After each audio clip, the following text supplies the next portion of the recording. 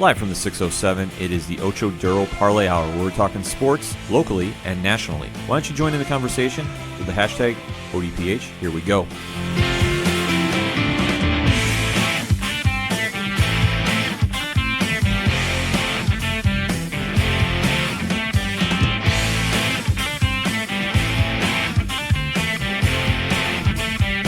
Welcome to another edition of the Ocho Duro Parlay Hour. I'm your host, Ken M. Sitting across from me this week is the one, the only, Padawan J. Champ is here. He is showing up yet again, folks, so let's hashtag it up. Hashtag ODPH. Let's dig into those sports stories. And none bigger than the NFL playoffs. Holy cow.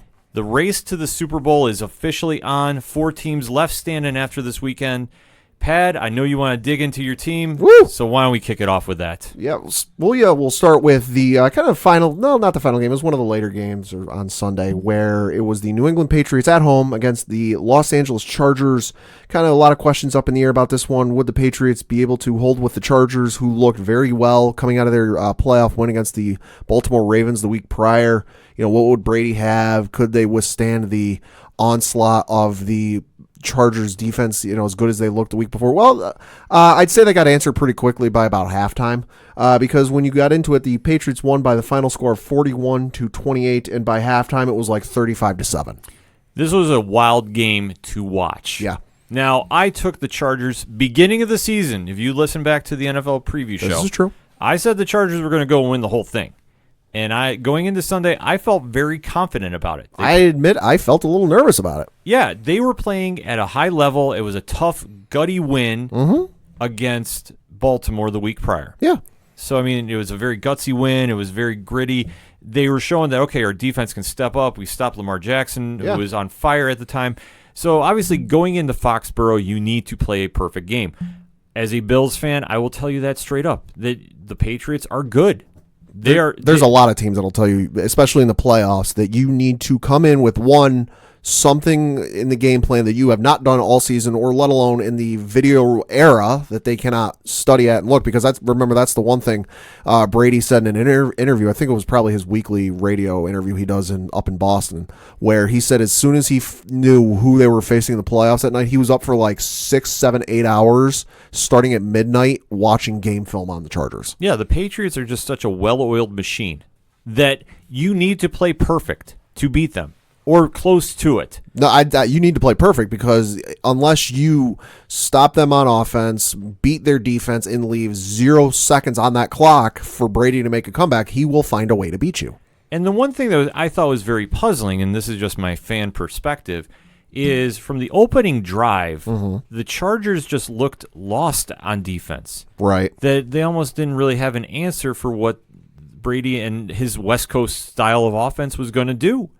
And the thing is, they would get to third down, and they'd always leave the running back wide open. I mean, that's where James White had all his receptions. And, I mean, there were only, like, at the time, 2-yard passes that he turned into 20-yard gains, 10-yard gains. So, yeah, James White, 15 catches for 97 yards, no touchdowns. Right, but he was setting it up. And it was just, like, so puzzling that it almost seemed like deja vu over and over, that the Chargers would be so good about stopping the run game initially, and then Brady would find Edelman in stride. Brady would just do a little screen pass to James White, and they would set it up, and then Sony Michel ran it in for 129 yards and 3 touchdowns. Right. I mean, they get right down the goal line and just give it right to Sony, and he'd just go crazy with it. I was hoping for Patriots win. I'm glad we got one. I was kind of expecting a closer game, because this isn't the first time that these two teams have met each other in the playoffs. It's happened a couple of times, and over the course of Phillip Rivers' career, they've now met 8 times. Now, granted, Phillip Rivers is 0-8, but like, okay, you've played a team 8 times. They're not going to give you 8 different looks each time. You're going to have an idea what the team's doing and what to expect. So that's what kind of surprises me, that, like, you know, they were so efficient when it comes to third downs. I mean, you look at the stat line on third down efficiency, the Patriots were 7 of 14, 50%. By contrast, the Chargers were 5 of 13. Yeah, the Chargers just, I don't know what it was. Is just they got punched in the mouth early and they just never recovered. That was kind of the sense of it, because like I said, their defense, which had been playing so well, right? Just they weren't making tackles on the sidelines. They were letting receivers get extra yardage. And when you're not stopping a team from driving down the field, this is obviously your defense is going to get worn out early. And it showed. Right. That was the most puzzling thing to me, is how badly the defense played, because they're not a bad defense. Right. And this isn't one of the Patriots' most, offensive stat lines. Right. It's not the 2017 that was throwing 50-plus touchdowns. Yeah, it's not the greatest year for them on offense. That's what I'm trying to say. Yeah.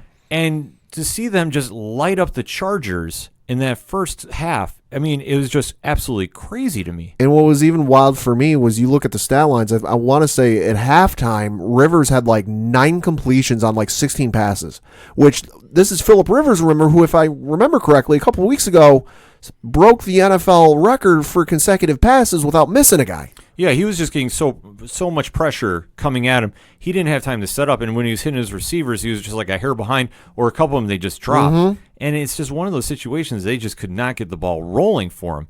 And obviously, when you're down 35-7 at halftime, yeah, the chances of coming back are very slim. Right. Well, it's one. What does the head coach say at halftime to really invigorate the troops and get them back in it? Well, and also you're facing the Patriots, who are arguably the best team at making second half adjustments. Mm-hmm. And obviously, everything they did right in the first half was good, but I'm 1,000% sure they made changes in the second half. Oh God, yeah. To make sure that the Chargers maybe were going to come back a little bit, but they definitely were going to come back and win that. And Rivers, he had a decent day at the second half, more or less, is throwing for 331, 3 touchdowns and 1 interception.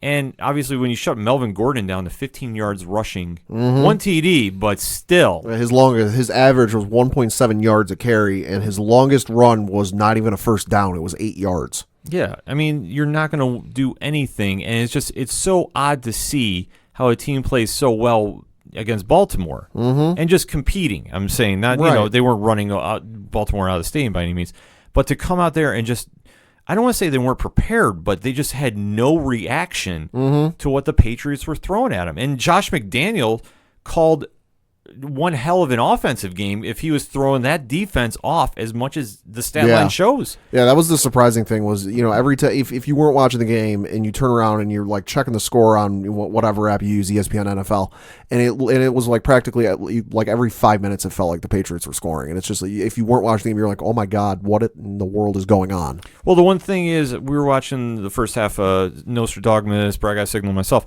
and we're all just watching together and just going, all right, third down. We know where the ball's going. It's going to James White. And 9 out of 10 times it was doing that, or that's where Brady was going, because he would just break open. He'd do like a stutter step and then break off to the sidelines. Mm-hmm. And then even when you get to the sidelines, he was still moving forward. They were trying to tackle him up high instead of tackling him low. Right. Which I just thought was so odd to see, because obviously if the Patriots are keeping your offense off the field, Rivers and company could not get a rhythm going. Right. And obviously the defense just got so worn out. I mean, they just had nothing left. So you talk about keeping the offense off the field. Time of possession for the Patriots, 38 minutes and 20 seconds. Los Angeles Chargers, 21 minutes and 40 seconds.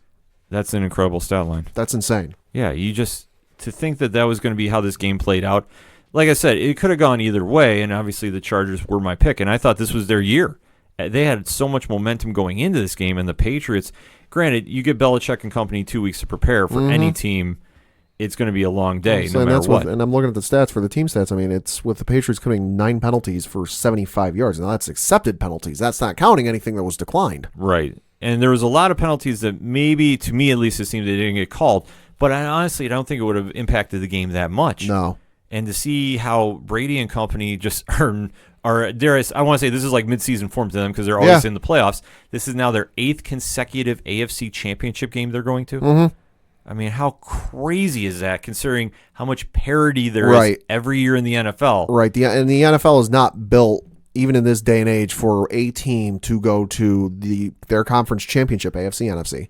8 consecutive years. What you got to figure, there's a lot of things that factor into it, injuries and scheduling and running into the wrong team at the wrong time. Realistically, it shouldn't happen, but here we are.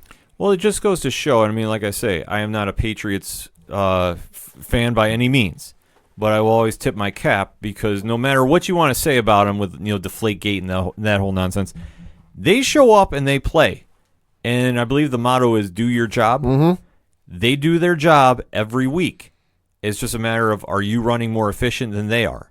and that's how you beat them. Hey, listen, and Deflategate, thing of the past. This week, if you were paying attention to social media, was Inflategate with the size of Brady's jacket on the sidelines. Yeah, I did see that. That was wild. Yeah, I don't know what was going on there. I was going, honestly, if I can take anything away from this game, he had better have all the muscles ready. He's going into Arrowhead Stadium now. He's going into Arrowhead Stadium where the National Weather Service is currently forecasting an quote Arctic blast to settle right over Arrowhead and it to be a balmy 5 below zero. And they have a long day ahead of them because if there's one team that can hang with them on offense, and dare I say, a lot of questions were answered in Kansas City versus Indianapolis.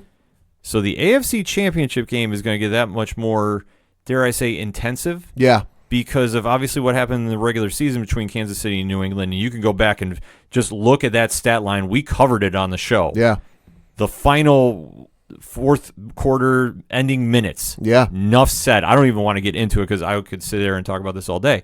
But going into the game, Kansas City answered a lot of questions. And dare I say, I thought the Colts were going to pull the upset. But man, did Patrick Mahomes make a statement win 31-13. Youch. I tell you what, he only threw for 278. But Damian Williams ran for 129 yards and a touchdown. Yeah. When you get the ball rolling and you can keep Andrew Luck off the field with a run game like that, the chances are, Mahomes does not have to throw 5 touchdowns in a game to make sure the win is going to happen. Right. But they showed up and obviously jumped out to an early lead, and when they got running, they got running. Yeah. I mean, when they were up 24-7 at halftime, you kind of knew something was going to go on. And for the Colts, it was just, I don't know if they took the Chiefs' defense too lightly or the Chiefs' defense just stepped up that much. Because that's one of the biggest question marks I think any football fan has had this postseason is, what are we going to get out of the Chiefs? Because usually the Chiefs will always show up in the playoffs. Yeah. But somehow that defense doesn't show up every game. I think it's a little bit of both. I think it's a little bit of the Colts might have underestimated the Chiefs because, I mean, you heard it if you paid attention to any sports show, leading up to the game. All the Chiefs have never really done well in the playoffs. They've always lost, yada, yada, what have you. But I think it's a combination of the Colts kind of taking them too lightly, whereas the Chiefs heard this, slapped it on the, magical bulletin board there and like, hey, here's what they're saying. Let's prove them wrong. Yeah, the Chiefs definitely had a little chip on their shoulder, and I think nothing against from Alex Smith when he was there. Right. Because he definitely got the Chiefs to where they needed to be in the playoffs. They came up short. Yeah. Mahomes has a different style and energy to him. Right. That I think the Chiefs, and we've talked about this on past episodes, when he gets going, I think the defense doesn't feel so much pressure on them to make, shut down plays as much. I mean, obviously they want to. Right. But when they know that they have an offense that can put up 50 a game in their sleep, no matter what is going on, what role player decides to step up, when you have Mahomes at center and he's just slinging the ball all over the field, that takes a lot of pressure off your defense. It's the same thing you see and have seen in New England for a number of years where, yes, the defense in New England wants to make a stop. That is ultimately the goal of every defensive series. But they can kind of rest easy a little bit. Not 100%. They can rest easy because, okay, we know, if, God forbid, we give up a score, Brady's got our back. It's the same thing you saw when Peyton Manning was in his prime, in Denver and Indianapolis, where, okay, yes, we need a defensive stop, but we have Peyton Manning behind us to really kind of step up and pick us up when we're down. It's the mark of a good quarterback. Yeah, and when you have that on your roster, that covers so much ground that it definitely takes pressure off your defense, and it'll re-inspire your offense, too, because he was spreading the ball all around the field, and when you get everybody involved and they're all contributing, that's the biggest thing of all, is everybody was adding something to the offense that the Colts, who were playing so solid, and definitely when they shut down Houston the week prior, they were coming in with some momentum, and obviously Andrew Luck has had some pretty good, luck, no pun intended, against Kansas City. But when the Chiefs' defense stepped up and just really kept him at bay, only throwing for 203 yards and a touchdown still, but when you can shut down Andrew Luck, who had been on a roll, that's a huge feather in your cap, especially with what you have coming in next week. Well, and you were shocked at the time of possession in the Chargers-Patriots game. Time of possession for the Colts-Chiefs game, Chiefs, 39 minutes, 49 seconds. Colts, 20 minutes, 11 seconds. Yeah, I mean, when you have that running game, to balance out Mahomes. Mm-hmm. That's such a huge factor. That now going into next week, get your popcorn ready because, in my opinion, this will be the game of the week. Oh, yeah. We will give our predictions about that game later in the show, but we also have to flip the coin to the NFC and talk a little bit about the LA Rams defeating Dallas. And like I say, I had to take a second because Dallas obviously has not had the best record going into the playoffs. No. Had a huge win against Seattle. Almost pulled off the win here, but came up just short, 30-22. And dare I say, when the Rams have both Todd Gurley, who you expect to run for, have a big day, but when C.J. Anderson, that came out of nowhere, comes out of nowhere, and both of them are running for over 100 yards. I think combined it was a 238, something like that. Yeah, something like that, and they're adding 3 touchdowns to the scoreboard. Mm-hmm. I tell you what, I don't think the Dallas had a great answer for the two-headed monster, so to speak, running the football. Oh, so you could have the all Madden team on offense going against the LA Rams. It doesn't matter who you have on the other side of the ball on offense.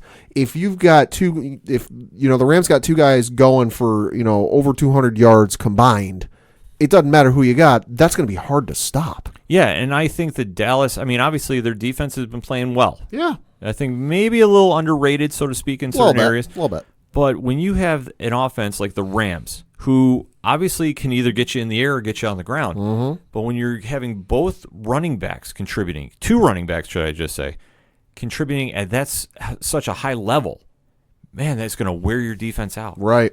And I don't think Dallas had a good response to it.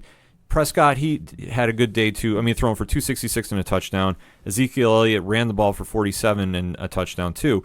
But when you have to go compare that to the stat line of the Rams, obviously the score looks a lot closer than I think the game was. Yeah. Because when the Rams jumped out, like I said, halftime they were 20-7 up, and this was just one of those games that I guess we finally saw what Rams team we're going to see. Yeah. Because they were shutting down Prescott, but Prescott had a good game. I think that's something people are not talking about as much, is he definitely had them involved in the game, and they definitely had their chances late, but it was just something the Rams did enough to hold on. Mm-hmm. And for the Rams being such a young team, too, this has to be a lot of momentum for them. Oh, yeah. Because Dallas is coming in, one of the hottest teams in the league. Yeah, the last couple of weeks. They've been on fire. And for the Rams, who I don't want to say were slipping up a little bit, but they weren't looking like... They stumbled. They stumbled a little bit, but that's a young team. Yeah. And that's the one thing that you have to realize is Sean McVay and the job that he's done out there is just truly remarkable, especially with such a young team, that these kind of playoff wins are just going to build momentum and really drive that point home. Right. So now the Rams have the biggest task they've had to date, because now they're in the NFC Championship against a team that is very battle-tested in that market, and that is the New Orleans Saints. Oh, that ain't going to be easy by any stretch of the imagination. No, who took out the defending champion Philadelphia Eagles 20-14 on Sunday. And the one takeaway that you have to think about with this game, the Eagles were up 14-0 at the end of the first. That was probably the most surprising thing of the entire weekend, because New Orleans has been so good on all sides of the ball that when you turn around and if you're coming home from hanging out with the family or you're working or whatever on a Sunday night and game's on, let's see it, your jaw's gonna hit the floor. Holy crap, the Saints are down 14-0. Yeah, this was something I tweeted out actually on the ODPH Twitter, which definitely hit us up and interact with us, #ODPH. When I was getting asked about what I thought the game was going to be, I said Philly needed to jump out early, slow down the Saints, right, and they needed to take the crowd out of the game. If they did that, Philly had a great shot to win. And they did. But when they started just letting New Orleans get back in it little by little, and I know they pulled the fake punt out of nowhere too. Right. That was a big momentum swing. Oh, yeah. But you have to expect that out of Sean Payton. Because remember, when he was in the Super Bowl, he went for an onside kick at the beginning of the second half. Yeah, you got to expect the unexpected with Sean Payton. If it's in his playbook, odds are he's going to use it. And he just has that much confidence in Drew Brees, as he rightfully should. God, yeah. Drew Brees is in that same conversation like Aaron Rodgers, where there are some quarterbacks in the league, it's like, okay, they got to be at a certain yard line before they're really in threat. Brees and Rodgers, no, they can be anywhere on the field. They can be on the 10-yard line on the opposite side of the field. I'm not feeling comfortable. When you have a quarterback that could throw 300 yards in his sleep, like Brees, you got a lot. Your headaches at quarterback and getting back in the game is not really the top priority. Right. Brees threw for 301, 2 touchdowns, 1 interception, but that did not come back to haunt him. And dare I say, I mean, when they started getting the ball rolling, they got the ball rolling. Michael Thomas, he had a monster game, 171 yards receiving and 1 touchdown too. When you can get your playmakers involved and get them back in the game, and like I said, they were just chipping away little by little. And that's kind of what they needed to do. Right. They were the offense was chipping away little by little, but then if you just straight up look at the box score, chipping away little by little, and then the defense after that first quarter where they were up 14-0, they being Philly, the Saints defense shut them down for the remaining 3 quarters. You look at it, 14-0 after the first, and then for Philly, zeros across the board. Right. And there's nothing to take away from Nick Foles, who had, if this is going to be his last game in Philadelphia, we don't know what's going to happen in the offseason. If it is, it's a hell of a swan song. It's a hell of a swan song indeed. 201, thrown in the air for a touchdown, 2 interceptions, and, I mean, a heartbreaker at the end with Alshon Jeffrey. You know what? You can't blame him about that. No. I mean, it's just he missed the ball, and it's what happens. You know, it's the old saying, 99 out of 100 times you're going to make the catch. At 99 out of 100 times the pitcher's going to make that pitch. This just happened to be the one time it happened. Yeah. Take a look at his entire time in Philly before anybody starts jumping on him, because I know especially after that happened, everybody is already putting the memes up and that whole nonsense. It's like, stop. You know what? He missed the ball. It happens to the best of players, no matter what. I mean, look at last year's Super Bowl, not to throw any salt in the shade. Brady gets sacked and fumbles, and the game's over. I mean, if they're one of the two against the Giants, if Wes Welker was 6 inches taller, he had a catch. Yeah. I mean, it goes to show that just sometimes things happen in the game. And obviously, the question you can say, too, is if you're blaming everything on that interception late, well, you know what? If Philly was that good, then why weren't they, scoring in the third quarter? Right. I mean, you can go back and forth about it. Right. So, I mean, that's the point I'm trying to get with this. Because obviously Philly was trying to get back into the game as well, but the Saints defense stepped up. And especially in the second half when they shut them down. I mean, they really did a job to make sure that they gave the offense enough time to get back in the game. Right. And like I said, when you can really shut down the running game of New Orleans, which I know we talk about Drew Brees a lot, but when you shut down the running game and you're forcing Brees to get into a shootout, Brees is one of the top guys to get the job done. And he did. They did enough to get back in it. I mean, they didn't take the lead till late. So let's remember that. I mean, it's third quarter they took the lead. But going into the fourth, it was pretty much back and forth, and there was a missed field goal, too, that we don't talk about. Yep. So, I mean, momentum definitely shifted a little bit here and there. Momentum shifting, and like we said, New Orleans defense really stepping up. I mean, third down efficiency, the Eagles were 2 of 7 on the day. And you look at the time of possession, because if you look at any other stat, time of possession really tells the story. For the Philadelphia Eagles, 22 minutes, 10 seconds. The New Orleans Saints, 37 minutes, 50 seconds. And especially in front of the Superdome crowd, too. Yeah, I mean, it is very hard, if not impossible, to have a time of possession stat like any of the ones we mentioned, and be on the smaller side and win the game. Yeah. It's nigh impossible. Yeah, exactly. And it's just take nothing away from Philly. They showed up, but just New Orleans, just with the second half, they made the proper adjustments and got back in. And now going into that final game against the Rams. If you're a betting man in Vegas and you're looking at the over-under, take the over. By God, take the over. This could be... Although, you know what? Just for fun, throw maybe $5 on the under. This could be one of the most interesting weekends of NFL football in recent memory. Yeah. Because both teams, and we'll talk about this later in the show, both teams playing in the AFC and the NFC have such high-powered offenses that this could be a weekend that we might see like some games in the 40s and 50s. Yeah. It's possible. I'm not saying it's going to happen, but it's possible. But all in all, though, we're going to definitely have a new Super Bowl champion at the end of the season.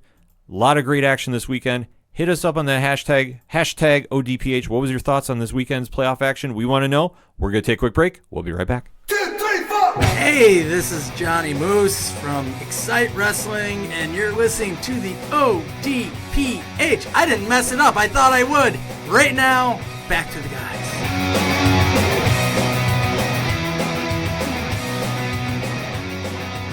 Coming back for segment number 2 on this week's ODPH, and we got to talk a little UFC action. Mm-hmm. Now, we're not talking UFC 235, and we're actually not talking UFC 233. Yep. Because that has actually got the Thanos snap, if you will, and has disappeared off the books. Yep. We now have UFC Brooklyn. Uh-huh.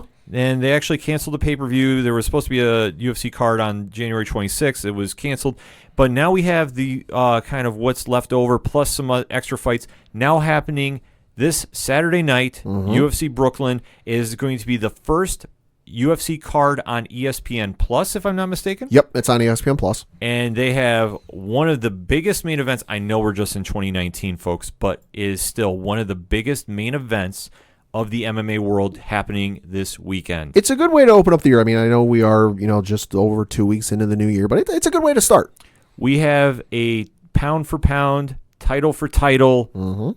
I don't want to say it's a unification bout because I don't think that's the right word. It's a we don't know what it is because they really haven't said. They really haven't said because there's a lot of questions concerning the Flyweight championship in the UFC. Current Flyweight champion Henry Cejudo, who is coming off the big win against Demetrius Johnson, is now fighting TJ Dillashaw, the Bantamweight champion, who I believe is dropping weight to drop to 125 to become the quote-unquote champ. Yep.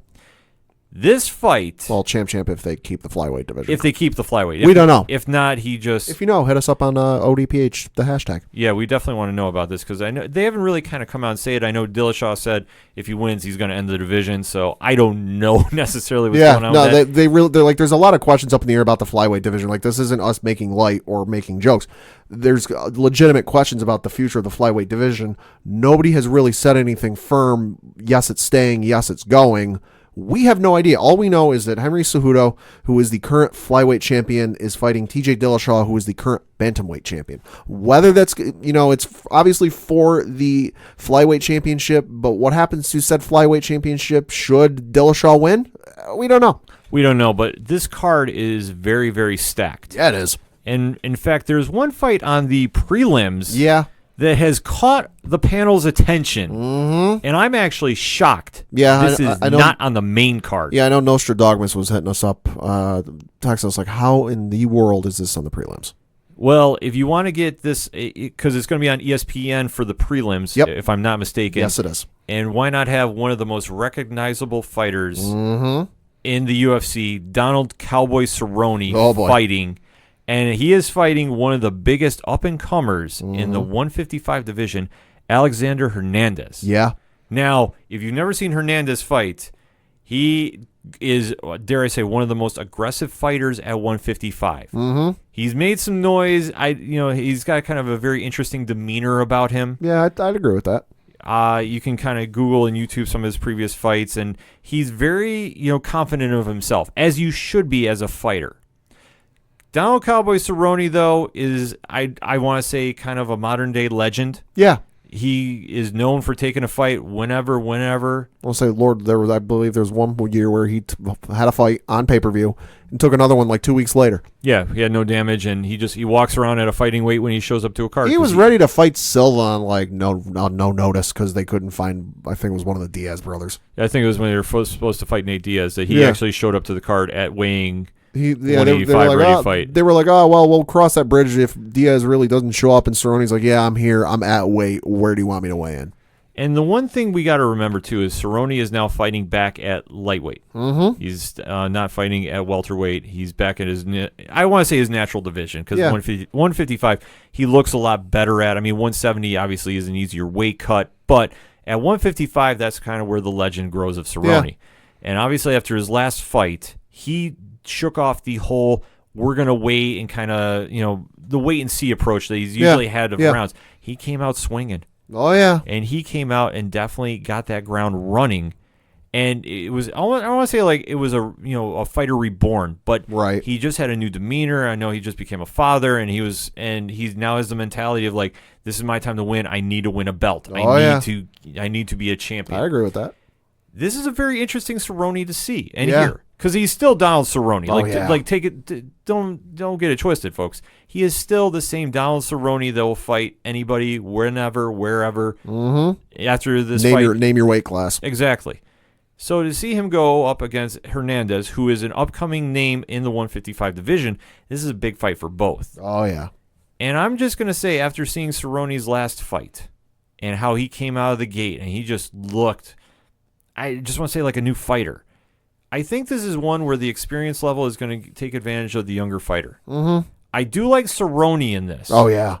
But I'm going to say this could go decision. I can see it going division, and diehard MMA fans will kind of be going, "Wait, why is Cerrone on the prelim card?" But I mean, you look at it; it is the first broadcast ESPN is doing with the UFC, so you want to come out, all arms swinging, as it were, and having if you want to get the casual fans or the folks who might know what MMA is but haven't really watched it, putting Donald Cerrone versus Alexander Hernandez, who, like you said, up-and-coming star, definitely one that is making some noise in his division and in the MMA community. Not a bad one to have headline your prelim card, because that could turn around and get a lot of people going, hey, you know what, this is actually kind of exciting. Yeah, this is going to be something like when the UFC had the Ultimate Fighter on free TV. Mm-hmm. And everybody was saying when they saw Stephan Bonner fight Forrest Griffin for the first time, oh, turn on the TV. And then you got excited because you saw a great fight. I'm expecting the same thing, maybe to a lesser degree, happening here with Cerrone and Hernandez. That somebody's going to watch this and say, you know what, I got to get this fight card. How do I get this? Mm-hmm. And you just have to sign up for ESPN Plus, which is going to be a lot cheaper than doing the normal pay-per-view price. Right. So this is going to be something that's going to be more enticing to the fans. Like I said, I like Cerrone in this. I mean, he's coming off that big win last time he fought, and he's just coming in there. He looked like a different fighter. That's the easiest way to describe Cerrone it. till I die. I mean, he's a panel favorite here, folks. Mm-hmm. But Pad, why don't you break down the main card? So in the main card leading off, you've got in the light heavyweight division, Glover Teixeira versus Carl Robertson. So that should be all sorts of fireworks. It should be. I believe Robertson is a substitute. Yeah, I mean, Ian Kutabla, apologies for that, butchering that name, was expected to face Glover Teixeira at the event. However, a couple of days ago, it was reported that Kutabla was forced out of the bout due to some sort of injury, and he was replaced by Carl Robertson. I still take Glover in this. Glover is always a perennial favorite up in the 205 division. And definitely, he's got those hands that can knock anybody out at any given moment. Oh, yeah. So I definitely got to go with Glover. I'm going to say this could be another decision, though, because you never know when you have a fighter that comes in on short notice what we're going to get out of him. Right, and it's arguably the biggest match of his career. I mean, I'm looking at his mixed martial arts record. No recent opponents include Jack Marshman, Cesar Ferreira, and Darren Stewart, just to name a few. So not really household names, but are going against Glover Teixeira, biggest fight of his career thus far. Moving on, you've got in the women's flyweight division, Paige Van Zandt versus Rachel Ostovich. Now, this one could be a lot of different ways. Ostovich, I don't know a lot about. But I know that Paige Van Zandt has kind of had an up and down career in the UFC. Mm-hmm. Came in with a lot of hype, and obviously it's kind of gone back and forth. So this one, though, Paige has kind of taken some time off. I don't remember the last time she's fought, but I know that she's in a good camp that she's been working at. So I'm going to take Paige in this one. I think she's going to bounce back and get the W. Yeah, I mean, looking at Paige's last fight was back in January of 2018. She lost by unanimous decision to Jessica Rose Clark. And then you don't know a lot about Rachel Ostovich. It looks like she was most recently in the Invicta fight promotion before jumping over and being in the Ultimate Fighter, a New World season a couple of years ago, and her last fight was in July of 2018, where she lost to Montana De La Rosa in the Ultimate Fighter undefeated finale. So that one should be interesting to see. A couple of fighters who haven't fought in a while. I'm not really sure what we're going to get. I'm with you. Paige Van Zandt, I think. Yeah, I mean, this one could go back and forth because, like I say, you haven't seen Paige fight in a while, and you haven't seen Rachel fight in a while too. So you don't know what you're going to get. But I do know Paige has taken some time off to kind of really refocus on the career. So you got to see I got to go side with her on this one. After that, in the flyweight division, you've got Joseph Benavidez versus Dustin Ortiz.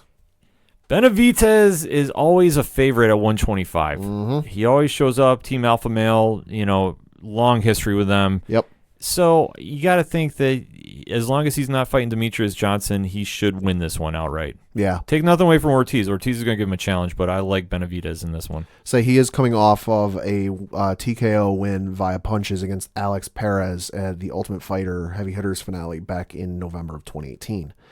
They did lose a prior fight against Sergio Pettis, which was a split decision. So he's had a good couple of fights his last few fights. Right. Moving on, in the lightweight division, you've got Gregor Gillespie versus Yancy Medeiros. Medeiros. Uh-huh. Medeiros, I tell you what, is going to scrap. If you want to talk about somebody that's going to get in the cage, check out his fight against Alex or the other Cowboy, because I was almost going to say Cerrone again. Alex Oliveira. Thank you. You watch that fight and watch just how many hands were getting thrown in that one, and that was just sheer brutality. And then he actually fought Donald Cowboy Cerrone and lost.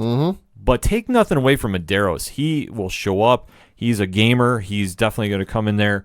I tell you what, I'll side with him. I mean, he's definitely made a fan out of me, so I got to see what he's bringing to the table. Yeah, definitely don't sleep. If you're not quite sure, you might know the name Gillespie, but you don't know Medeiros, don't sleep on him. Don't sleep on him. Not at all. Moving on to the co-main event in the heavyweight division, you've got Greg Hardy versus Alan Crowder. Yes, that Greg Hardy of NFL fame. Enough said about that. Moving on to the not the heavyweight division, the main event in the flyweight division. Like we said before, flyweight champion Henry Cejudo versus bantamweight champion TJ Dillashaw. Champ versus champ, and possibly champ afterwards. We'll see. A lot is riding on this for many, many reasons. Cejudo is no joke. Cejudo's wrestling is far superior for that division. And obviously, if you beat Demetrius Johnson, albeit decision, but you still won. Right. That sends shockwaves through the 125s and the 135ers. We'll say in the fight prior, he defeated Sergio Pettis by decision. Right. So, I mean, he's definitely no joke in that division. No. He can definitely hang with, pretty much anybody there. I mean, his only losses is to Demetrius Johnson, previously, and Joseph Benavidez. I'm saying Benavidez was a loss via split decision, so... Yeah, take your pick on that one. Yeah. So Cejudo has a lot riding on this, especially if the rumors are they're going to get rid of the 125 division in the UFC. Obviously, if you're going to be closing a division out per se, right, this is going to be something that you want to go out on a winning note. But if you win, I mean, how do you close that division out? Right. That's the question mark you have with this. I don't know how you answer that. Then you flip the coin to TJ Dillashaw, who has looked phenomenal since he has left Team Alpha Male. Yep. And gone on his separate way. And definitely, when you knock out Cody Garbrandt twice in dominant fashion, mind you. First time in the second round, second time in the first round. Yeah, you're definitely making a statement on your own. And especially with, how much bad blood there is between Team Alpha Male and Dillashaw now. Oh, God, yeah. Which, I always thought it was going to be like Dominic Cruz versus Team Alpha Male, and now he has like an ally, so to speak, in going against Team Alpha Male. It's just wild to think just what's going on there.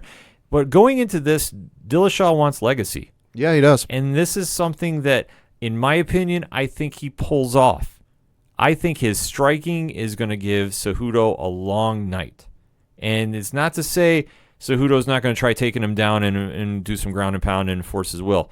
I just think that Dillashaw's striking, and Dillashaw has some wrestling. He has some, not on the same level as Cejudo, but if he can keep the fight standing, I think he's going to pick him apart. Oh, yeah. And that, I think it's going to be Dillashaw maybe stopping the fight in the fourth round. It's going to go long. It's not going to be over in one round. It's not going to be like facing Garbrandt, because the one thing Cejudo won't do is he won't get into a boxing match with Dillashaw. Right. He's going to try pressing him up against the cage and then take him down, and then ground and pound after that. That's how the fight's going to go for Cejudo to win. Does he have a shot doing it? Absolutely. Yeah. But I think Dillashaw is just, when you talk about elite level fighting, he has just found his groove being with Bang Ludwig and obviously leaving the camp that he was in. Yeah. And I don't know, something just clicks, and he just looks sharper. He just looks more focused. And, there's kind of like a newfound confidence in him. Yeah. That obviously, when you knock out Cody twice, you win the belt, and how he just kind of skyrocketed after that. This is just something with Dillashaw that he's going in there and he knows what's riding on the line. there is so many few, dare I say, champs out there, even though that's become like the buzzword now in MMA in 2019. To see if Dillashaw can become a champ and then retire a division is going to cause a lot of waves. And it's going to cause a lot of legacy talk, and you can start talking about pound for pound who's the best fighter. Right. And you have to, if Dillashaw wins this, you got to put his name in the conversation. Oh, yeah. You have to. And then if he's talking about going to 145, which I've heard after this, which is mind-blowing to me. Wow. That if he wants to go fight Max Holloway, I'm not unopposed to that fight. Right. But would you ever have a triple champ? Oh, Laura, I never even considered that. Yeah, that's the one thing I was thinking, because now I've heard him talk about that, which I also think can play against him. Mm-hmm. Because when you start talking about all these future fights and these future, what ifs, you're missing the guy that's in front of you that's getting pissed off that he's getting looked past. Right. So that being said, if Dillashaw can take care of business, and he's going to have a long night ahead of him Saturday night, then if you talk about him against Max Holloway, which is crazy to think about, but don't put it past the UFC. Right. I'm already going to say this. If Dillashaw wins, don't put it past him to possibly call out Max Holloway. Right. And if he does, and if they can get that fight going, you want to talk fireworks? You want to talk big matches for 2019? I'll argue you won't have a bigger match because of what could ride on the line. You'd have a first ever triple champ. That'd be wild. That is wild to think about. That's something that even 2 years ago I would have never considered possible. No, because you talk about your super fights all the time. Yeah, of course. But you never see them happen like this. Now, No. I mean, obviously, if he retires one division, that's already talking legacy right there. Yeah. But if you can go up and fight Max Holloway, who is the reigning, defending king of the featherweights, and like I say, it's 10 pounds, so it's not like a huge weight gain. It's not out of the realm of possibility. It's not out of the realm of possibility, folks. No. I mean, for me, getting back to the main event of this Brooklyn card, if this turns into a wrestling match, Henry Cejudo. I mean, you're talking about an Olympic gold medalist in wrestling against TJ Dillashaw, who, no, I'm not going to slight him on his wrestling record. He was an NCAA D1 wrestler. But if we're talking D1 wrestling versus an Olympic gold medalist, sorry, I'm taking the gold medalist. Right. But that's if it turns straight wrestling match, which I don't think it will. I think TJ Dillashaw will want no part of that wrestling match. It might happen. He might get forced to, but I think it's going to come down to TJ Dillashaw and his punches because, I mean, you look at, he's got 16 wins. He's 16-3, 16 wins. Half of his wins are by knockout. Oh, yeah. Eight of his 16 wins are by knockout. I think it's just going to be one of those weird gets lucky. I'm not going to say gets lucky, but like he just gets in there and lands a good uppercut or jab or something, and he just catches him, and he just drops. It's going to be a wild night on Saturday, folks. If you're not familiar with ESPN Plus, go to ESPN.com. I'm sure they have all the information up there. This is a fight you don't want to miss. No. And dare I say, if you're going to kick off 2019 in style with the UFC and ESPN, this is the way to do it. But hit us up on that hashtag, ODPH. What's your thoughts on the big card Saturday night? We want to know. We're going to take a quick break. We'll be right back. Hey, this is the King of Lyle, Luke Visengard, Gladius 205 champion, and you're listening to the ODPH.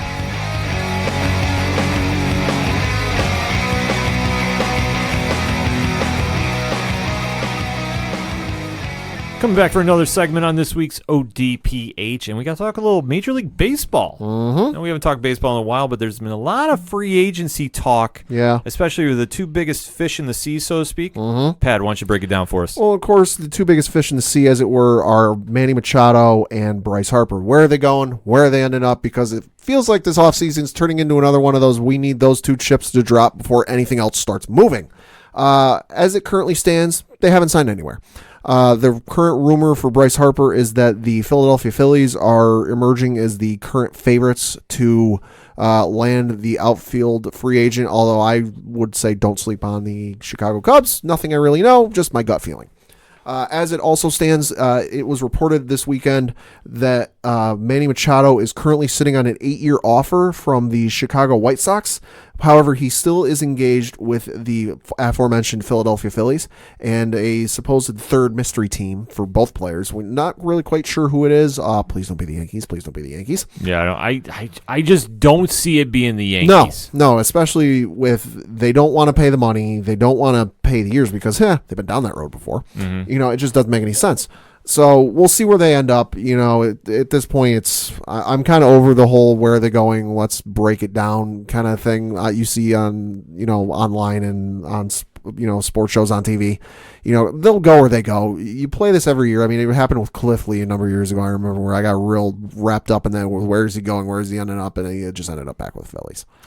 Yeah, this is one situation. I mean, the Yankees have been making subtle moves in their free agency. I know they just had a signing this week. Yeah, it was a second base free agent, DJ LeMahieu, who is at least one-time, if not two-time, All-Star from the Colorado Rockies. Yeah, so they're filling in their infield very nicely. Yeah. I mean, obviously with Didi Gregorius coming back eventually. Yeah. They have Troy Tulowitzki signed for a league minimum. Yeah, obviously league minimum 2 years, 1 year, 2 years, something like that. Yeah, because he's getting paid still from Toronto. I mean, that's a whole different subject. We talked about that in Daily Dice on the ODPH webpage. But getting to the players at hand, I think both of them now are signing with Philly. Mm-hmm. I think both are. Okay. I'm going to stick with my guns about this. Say Philly going for broke. Philly's going for broke, but they should. This is the time to do it. They're on the rebuilding. Yeah. What better pieces to add than young? They're going to get these guys in their prime. Yeah. And Harper can definitely put up some huge numbers. We'll say Harper and Machado in like a 3-4 position in that lineup would be deadly. Yeah, and that's what they need. Philly desperately needs that, but especially in that ballpark, they can put up huge numbers. Oh, yeah. And I think for them, it's a safe move. Mm-hmm. I mean, for Harper especially, it's kind of a little more puzzling because I think he wanted to go to a big market team. Right. He wanted to go to a Yankees. Maybe not. Boston doesn't need him. They both wanted to go Yankees. I mean, they were making that no secret to their friends and confidants that they wanted to go to New York. It's just, if the Yankees really wanted either one of these players, they wouldn't still be sitting here with a blank MLB cap on the sports shows. Yeah, I just can't see this happening for either of them go to New York. There's just not a place on the roster for them. No, I mean, the Yankees, like I said, they've been down the 10-year, almost $300 million road before with Alex Rodriguez, and how much of a headache that was and how much they had to do to get him out of New York. They did, fool me once, shame on you. Fool me twice, shame on me. They're not going to do this. I mean, we've said it before. The Nationals offered Harper a 10-year, $300 million deal during the season, and Harper said no. Yeah. The Yankees aren't going to want to do that again. The Yankees have always been about, spend smaller, go smaller, yada, yada. Now, I know they have Giancarlo Stanton, which that's a whole ball of wax, but he pays for himself, essentially. Mm-hmm. You don't want to put, upwards of $600 million or whatever it ends up being on one payroll when you want to talk about getting the payroll smaller. That's the thing. The Yankees have been down this road, and especially, I know everybody's saying, well, the Yankees always sign the big free agents. They used to. But look where it's gotten them. Yeah. When they were going through their big, free agent phase, the Randy Johnsons and the Jason Giambis, and I can go down a whole list, the Yankee fan, the Carl Pavanos, and how much of a train wreck that was. How many World Series did they win in that stretch? 0. Yeah. I mean, yes, they did sign A.J. Burnett, CeCe Sabathia, and Mark Teixeira in the 2009 season. That team was a whole different ball of wax where there was just something about that team where they never said die and they didn't quit. They clicked at the right time.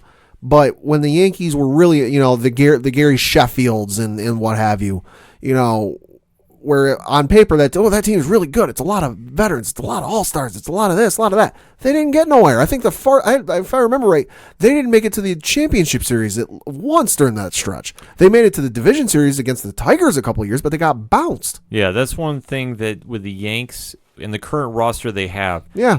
They have a lot of homegrown talent. Mm-hmm. They have a lot of farm system players that they have traded for. Yeah.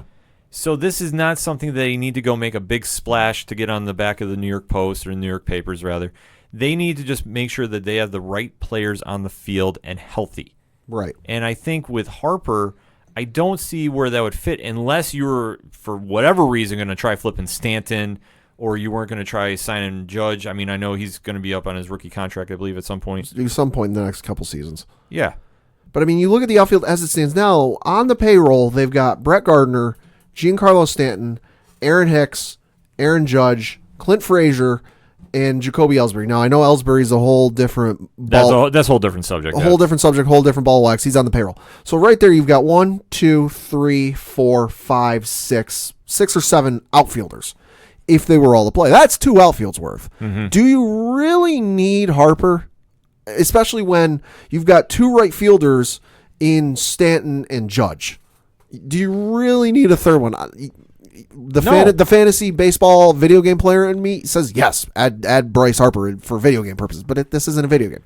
This is real life. They don't need him. I mean, you've got Manny Machado. You've got Miguel Andujar at third base, who, if he works out, great. If he doesn't, well, worth trying. They've got DJ LeMahieu, who is likely going to be their second baseman as the season starts, and then you've got Troy Tulowitzki filling in at shortstop until Didi Gregorius comes back. And then when Didi comes back, you're going to have Tulowitzki, who can probably play, I would imagine, most infield positions. So therein, you don't need Machado. No, you don't need Machado. The Yankees know what they're going to get with him. They led the major leagues in home runs and all that kind of stuff without Machado. They don't need him. They don't need a home run hitter. No. They need somebody that can get the ball and play. That's what hurts them. DJ LeMahieu makes far more sense of a player to sign than Manny Machado, because I saw a stat where DJ LeMahieu last season in all of Major League Baseball was like 4th in runs saved. Right. Which is phenomenal.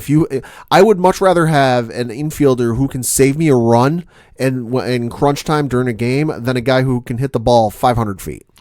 But for the Phillies, I think that they need that huge run support. Yeah, no, they do. And especially, you put them at Citizens Bank Park. Mm-hmm. Watch the stat line. And I think for that city to get a little spark in their baseball team, right, that's the way to do it. Because I think for both those guys, you put them at a 3-4, they're going to put up numbers. Right. I don't see. I mean, Machado, if he's looking for a long-term contract, I think the best one he's going to get is Chicago. Right. With the White Sox, and I think if he's looking for longevity to stay put, right, yeah, you take that. And both Philly and the White Sox are both teams that are in desperate need of offense. I mean, I'm looking at the stats from last year. Philadelphia, 22nd in all of the majors in runs scored, only ahead of the New York Mets, the Chicago White Sox, who were 24th, Kansas City Royals, Detroit Tigers, Baltimore Orioles, San Diego Padres, San Francisco Giants, and the Miami Marlins. It's crazy to think that you can flip a team around that quickly. But if you're the Phillies, you got to sign both those guys. Teams have tried flipping around that quickly, but it hasn't worked too well. I mean, the Toronto Blue Jays from a couple years ago spring to mind, and then the Miami Marlins from a couple years ago also spring to mind. I remember both teams, it was like, wait, where are they getting this money from? Oh, they're going for broke, and they went broke. Yeah, because I believe that there was an article, if I'm not mistaken, too long ago that was saying everybody that was on that Sports Illustrated cover for Toronto is now gone because Russell Martin just got traded. Yep. To the Dodgers. Yeah. So it's crazy to think that. And it's even crazier to think that this was going to be the big story of the week concerning free agency. But as we were recording, there is some breaking news that is going to top that in the wildest way. Yeah. Pat, what you got? So, of course, everyone who, if you are a college football fan, is familiar with the name Kyler Murray. Of course, quarterback for the Oklahoma Sooners, Heisman Trophy winning quarterback for the Oklahoma Sooners. What you may or may not know was that he, at one point, entered the Major League Baseball draft and was drafted 9th overall in the 2018 Major League Baseball draft by the Oakland Athletics, who currently hold his rights. Now, Kyler Murray has tweeted that he is making the decision to enter the NFL draft. Yeah, that's wild. And what makes this even more wild is that the Major League Baseball is allowing, the Oakland Athletics to kind of try and up the ante, as it were, because currently Murray has an MLB contract that includes a $4.66 million signing bonus. Well, at the time when he signed that was a lot of chunk of change for him. Mm-hmm. And then he went back to school and won the Heisman Trophy. And all of a sudden his stock price just went through the roof, and what he would be making in the NFL vastly outpaced what he would be making in the Major League Baseball. Now, Major League Baseball is turning around and letting them Oakland A's do something they never let any baseball team do, and that is make a player who is not on the 40-man active roster offer them a Major League contract. What that number is going to be and what that dollar amount is going to be, nobody really knows. There's a lot of numbers being thrown around. It's going to be a lot. It's going to be a lot, and it's just crazy to think that Major League Baseball is going to allow this. Especially, and what's even more wild about this is it was almost a certainty that he was going to go back play baseball after this season. Yeah. Like, I remember everyone going, okay, yeah, he's going back to Oklahoma, but we all know he's just going to go play baseball after he's done it at college. Mm-hmm. And the only thing I can guess is, I mean, I've heard from various news sites I read that he just loves football that much more. Right. So I can understand if he wants to go pro, and obviously winning the Heisman, your draft status rises that much more. Mm-hmm. He must think he's going to go first round, which he probably is going to go first round. I'm not disputing that. Or unless he really thinks he's going to go the number one pick, which would even be more money than I think he would make in doing baseball, which would make a lot of sense if that's why he's backing out. Right. But it's just wild to think that, okay, he got paid that much, I mean, for your signing bonus with the A's, and now you're going to flip it, and you're going to go pro for football. And then Oakland, I mean, they really must see something in this kid. Well, I think they see something in the kid, and I think it's also a feather in their cap that it's a marketing thing that they can use to say, hey, come see the Heisman Trophy winning quarterback play. Because the thing with this deal is if he ends up signing the major league deal, that's automatically going to kick in the proverbial clock of which they have to make a decision with him and what they do. What that'll end up being is it'll be the majors sooner rather than later. But, I mean, the other interesting thing with this is if you've ever seen the movie Moneyball, which is, of course, based on the true story with the Oakland Athletics and Billy Beane, who is currently the general manager out in Oakland, if you're even a mild baseball fan, you know Oakland is not a big spender. No, they don't really spend that much. They're small money. That's why they invented the whole Moneyball system. Great players for cheap. So it'll be interesting to see what they do with this. I mean, ESPN's reporting the top A's executives, a marketing executive from Major League Baseball, and others met Sunday afternoon with Murray in Dallas to better understand what it would take for Murray to forego a football career and sell him on playing baseball full time. Now, if Murray is going to take that all in, if he's listening to Deion Sanders, who of course is a football Hall of Famer and played in both the NFL and Major League Baseball, Deion says, quote, if I was in his shoes, I'm picking up the baseball bat and I'm not looking back. That's very interesting, especially coming from Deion. Yeah. Because he would know doing two sports. He played both. He played both. If I'm Murray, you got to go with where your heart is and where you're going to be happiest. Right. But you know what? Unless he is fully convinced, in my opinion, if he is fully convinced he's going to make more money long term in football than he is baseball, right? Then yeah, you go to. He's probably going to make more money in football than he would baseball, but it's one of those whole things. You got to spread it out on a graph, on a line graph, right? Where he's going to make more money, but it's going to be for a shorter amount. He could if he plays his cards right and he plays well and never has an injury and nothing career threatening or career ending in baseball, it'll be a longer career, but will it ultimately pay out more than it would football? Who knows? I don't know. I mean, that's why I say, but I think if his heart's in it, then he goes to the NFL. Right. Like I mean, I tell you what, this is going to be one of the most polarizing stories because there's only two sides you can take on this. Right. Pro baseball, pro NFL. But if I'm Murray, I must be thinking I'm going to make a ton more money in the NFL. Mm-hmm. And he must think, I'm just trying to guess at this. If it's a money issue, he's got to think he's going like top 5 pick. Oh, yeah. Which, I mean, would make sense per se, but depending on who's doing the drafting at the top spot. Yeah. I know Arizona has the number 1 pick, but they have Josh Rosen. Right. Would they try flipping Rosen to go get Murray? That's the current rumor. It's a current rumor, but man, you don't hear moves like this happening ever. No. So I mean, this is kind of the reaction. Like I'm saying, I'm just sitting here. I'm just like, yeah. If I'm him, because before this season, it was like a locked, signed, sealed, and delivered. He was going to go play baseball. Mm-hmm. Everyone knew it, and everyone kind of like, oh yeah. He's doing this just to kind of have some fun and play some football. But then once it's done, he's going baseball. Well, like I said, if I'm him and if my heart's in it and I think that obviously my draft stock is never going to be higher. Right. And I have the chance, not saying he's going to be the number 1 pick, but if he has the chance to be the number 1, it's hard-pressed to say no. It really is. Well, let's put it to this way. All this news ain't exactly going to hurt his draft stock. No, it's not, but I think it's you could see a team swing that was not really thinking about taking him. That right. What's all the hype about? Is he really that good? Mm-hmm. I mean, this is kind of wild to see. Right, and it's not uncommon for two teams in different sports to hold rights to the same player. I mean, currently the New York Yankees own the baseball rights to Russell Wilson, where he plays football in the NFL for the Seahawks. Now, realistically, could Russell Wilson go, hey, you know what, I'm done playing baseball, I'm going to go play baseball for the Yankees? Football, you mean done playing football, play baseball? Yes, done playing football, play baseball for the Yankees. It could happen. Will it happen? No. But, I mean, that's why he shows up to spring training last year and he's showing up to spring training this year. He can do it. Will Murray do the same thing? Who knows? It's one of those it's been a long time since you've seen a two-sport athlete. You know what? We might have to make a poll on Twitter about this. Okay. And definitely, let's get the listener vote. What do you think Murray should do, NFL or MLB? Hit us up on that hashtag ODPH. We definitely want to know about this. We gave you our thoughts on the current state of the MLB free agency, but let us know what you think. We're going to take a quick break. We'll be right back. Hey, this is Rob Kacharik from the band 607, Autopilot Off, and Walking Distance, and you're listening to ODPH.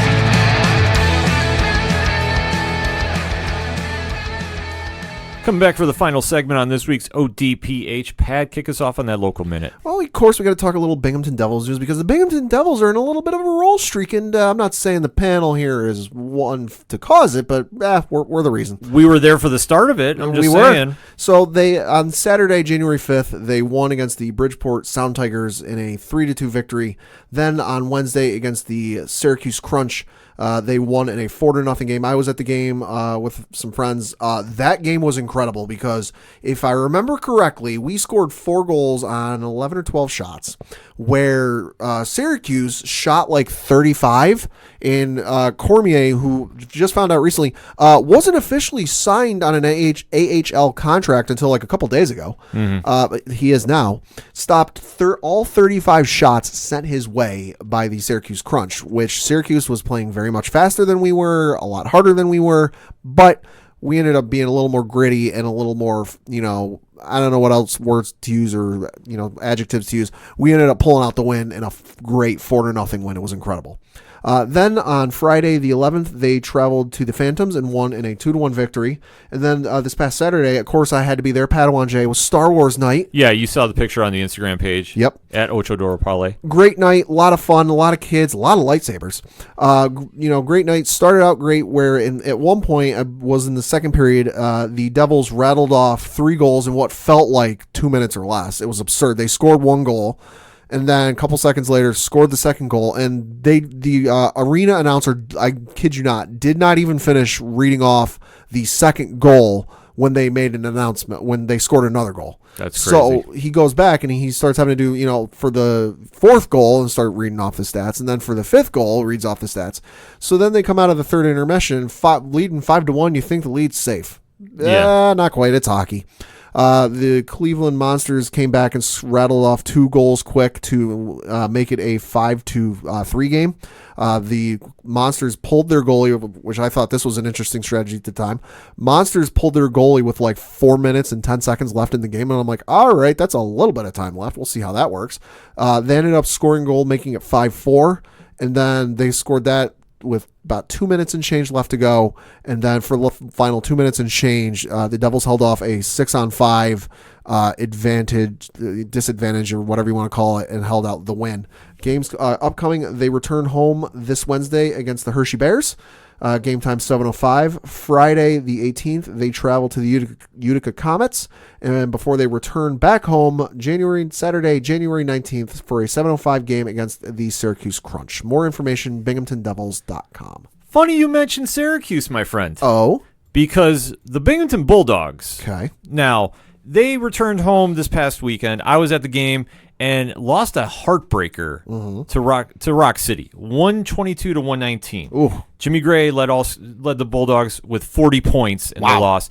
It was very back and forth. It came down to the final minutes, and Rock City just stepped up when they needed to at the end. I mean, they were putting a lot of pressure, and they were like anticipating the passing of the guards, which was kind of just they were just so spot on with their defense at the end. It was just a clutch win for them, a heartbreaker for the Bulldogs. But as I say, when we're mentioning Syracuse, the number 1 ranked Syracuse Stallions are coming back to the Dog Pound on the 19th. Coach Duffy has already purchased his tickets. Wow. From what he said. So the panel will be there, and it's going to be a rockin' night at the Dog Pound. BinghamtonBulldogs.com for more information. It's number 1 versus number 10, as the Binghamton Bulldogs are now 10th ranked in the ABA. So it's going to be a heavyweight match yet again. Dare I say, we got a couple new players on the team this go around. We'll see how we match up. I'm expecting some fireworks. I'm expecting a very loud crowd. Like I said last time, Syracuse traveled very well, so the Dog Pound, Binghamton, we got to fill that up and make some noise. Binghamton Bulldogs for more information, and thank the lucky stars. ESPN Plus is on the mobile app, so I'll be able to watch the fight while I'm at the game. Oh, the power of social media, folks. This is true. And technology these days. So, Pad, what you got to round those bases before we take it home? Well, a little bit of sad news as we record. Former Yankees pitcher and pitching coach Mel Stoudemire has died at the age of 77. Of course, those of you who have been longtime Yankees fans, you either knew him as a pitcher when he pitched for the Yankees from 1964 to 1974, where he totaled a record of 164 and 139 with a 2.97 ERA and over 1,200 strikeouts. He won 20 games or more in a season, 3 occasions, 1965, 68, and 69, and lost 20 games in a season once, only in 1966. 5-time All-Star selection, had 7 career home runs, including an inside-the-park grand slam in 1965, the ever-elusive Little League home run, and once had 5 hits in a game. Of course, I knew him probably best for being the vaunted pitching coach for a lot of years during the Joe Torre era and a lot of runs. He'll be forever immortalized. Of course, he does have a plaque down in Monument Park in Yankee Stadium, but rest in peace to one of the greats to don the pinstripes. Yeah, condolences to his family, friends, and fans. I mean, it's just a heartbreaking news to hear on the show.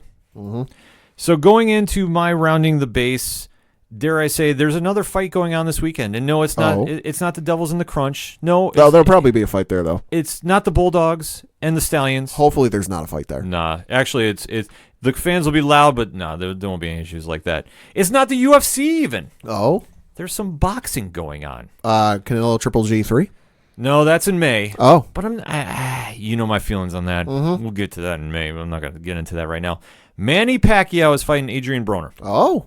So this one...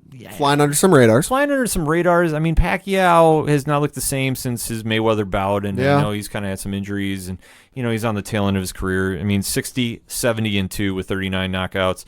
Broner, 33-3-1 with 24 knockouts. I'm taking Broner in this one. Right. This one is just not... like I said, I'm trying to get amped up for it, but it's just like... It's hard to get amped up for a fighter who is very much in the twilight of their career. And the last couple fights he's had, listen, I'm not even a boxing fan, but I do see highlights every now and then. Even I know Manny Pacquiao is in the twilight, if not, the sun has set and the sun, the moon is high rising in the sky, as it were. Manny Pacquiao is very much past his prime to a certain degree. It's hard to get excited for a guy who hasn't, like you said, hasn't looked the greatest his last couple fights. No, so obviously this one, I'm not as amped up, but I'm definitely intrigued by it. Sure. But like I said, I'm going to take the younger fighter on this one. Either way, it's going to be a fight on Saturday night, Showtime pay-per-view in the States, and check your local listings where you are internationally to catch the fight.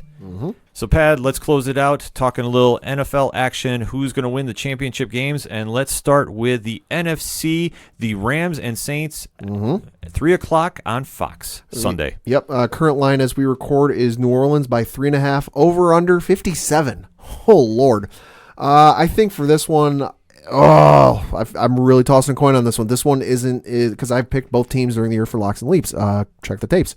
I think for this one, though, man, New Orleans really showed me something when they beat the defending champs, the Eagles, where the Eagles didn't roll over and play dead when the Saints had them against the ropes. Well, I think New Orleans is going to win that one, but it's not going to be. It's going to be under that. It's going to be at 3. It's going to be a late field goal at some point. I really think that's what it's going to end up being. The Rams have played exceptional ball this year, and Sean McVay, should be a lock for Coach of the Year. Oh, absolutely. In my opinion, nobody's done a better job. There's been some candidates, sure, but McVay and the job he's done out west is truly remarkable. Yeah. He's gotten his team to completely buy in, and they are going to play with no fear as they head into New Orleans. Mm-hmm. You flip the coin. Sean Payton has done a masterful job motivating his team, and I don't want to say the team came out of nowhere this season, but they're definitely playing.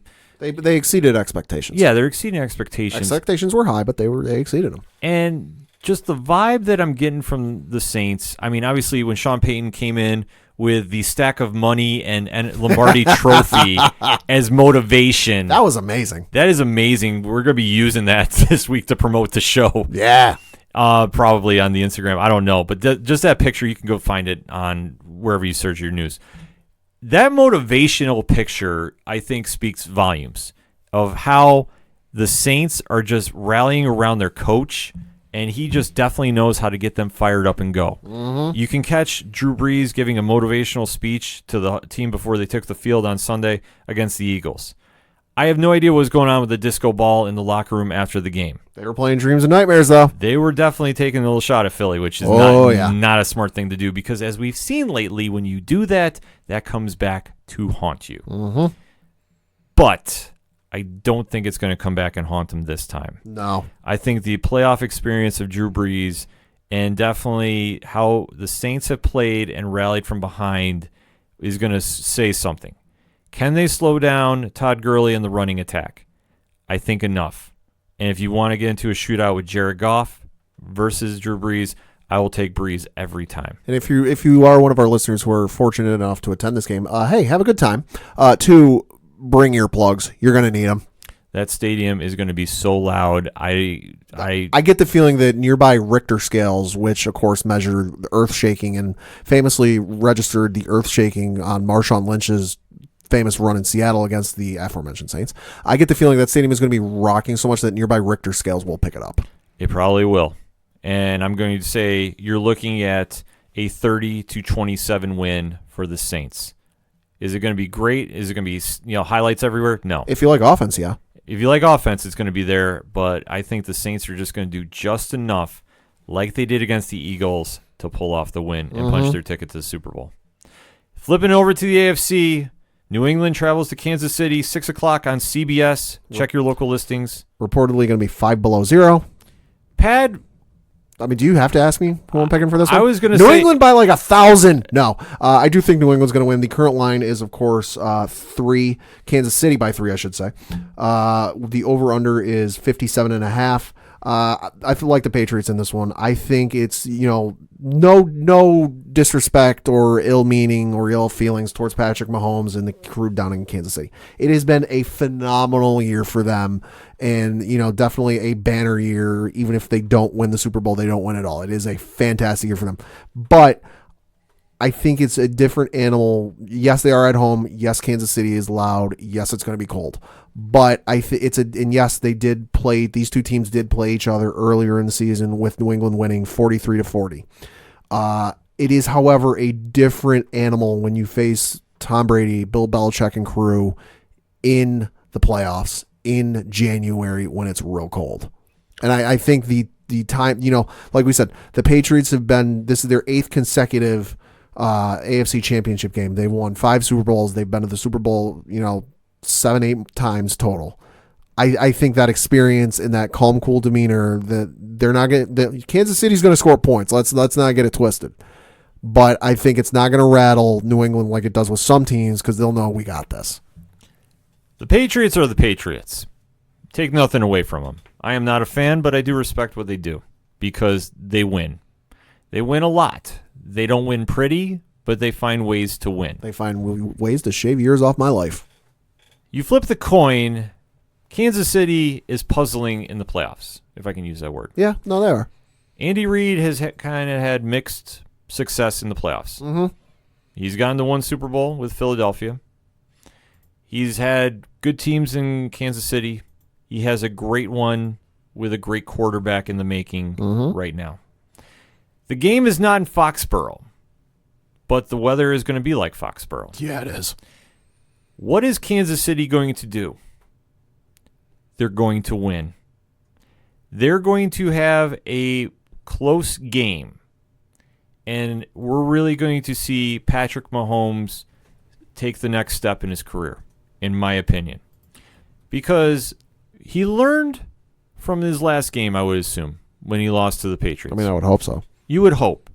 And I think as much as we talk about New England making second half adjustments, and, now obviously this is the second time we're going to see these two teams face each other. Both teams are going to play differently than they did the first time. But I just have this weird ODPH feeling that Mahomes is going to find a way to win clutch this time. Brady, like I said, is almost impossible to beat. Him and Belichick, the pedigree speaks for itself. But they're not at Foxborough. They're at Arrowhead this week. The Chiefs had a phenomenal game on defense going against the Colts. Andrew Luck is no Tom Brady, and I know this. But I think that they're going to do just enough to slow down Brady, and this is going to be a closer game than people think. I think this is going to come down to a last-minute field goal, and I can see this being a 27-24 win for the Chiefs. That's my prediction, folks. But let us know what you think. Hit us up on that hashtag ODPH. Hit us up on the Ocho Duro Parlay Hour website at ochoduroparlayhour.com and interact with us. You have find links to all our social media because we want to get your thoughts on this and all our sports topics that we talked about today. But that's all we got for this week. So for Padawan J, thank you. I'm your host, Ken M. Thank you, as always, for listening to the ODPH. We'll see you next time.